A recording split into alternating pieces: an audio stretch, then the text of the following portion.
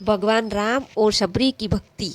यह कहानी भगवान राम और शबरी उनकी भक्त शबरी की है। यह दिखाती है कि सच्ची भक्ति में कोई भेदभाव नहीं होता है। भगवान केवल प्रेम और श्रद्धा को ही स्वीकार करते हैं।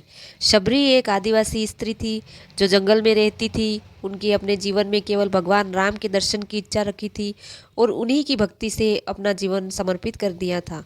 प्रतिदिन वह सोचती थी कि क्या भगवान राम कभी उसके घर आएंगे। इसलिए उसने अपने छोटे से आश्रम के रास्ते को साफ रखना शुरू कर दिया और उन्हें अर्पित करने के लिए जंगली बेर इकट्ठे करने लगी। शबरी का प्रेम और श्रद्धा अद्वितीय थी।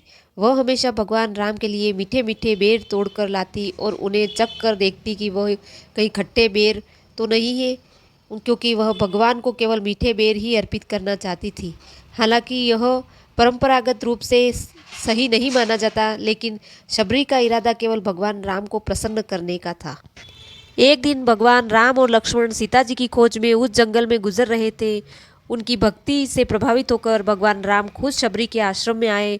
जब भगवान राम को देखकर शबरी का हृदय पुलकित हो उठा। उसने राम और लक्ष्मण का स्वागत किया, आदर के साथ उन्हें बिठाया। शबरी ने उन्हें वह बेर अर्पित किए जिसे उसने खुद चखकर देखा था।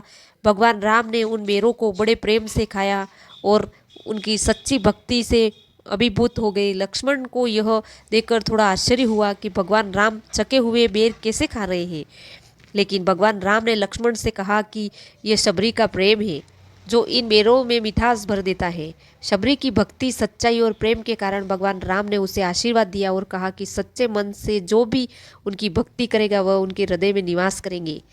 इससे हमें यह सीख मिलती है इस कहानी से कि भगवान को धन सामग्री ऊंच नीच से कोई फर्क नहीं पड़ता। उन्हें केवल प्रेम, श्रद्धा और सच्ची भक्ति चाहिए। जब हम निस्वार्थ भाव से भगवान की भक्ति करते हैं तो वे हमारे पास अवश्य आते हैं। जय श्री राम।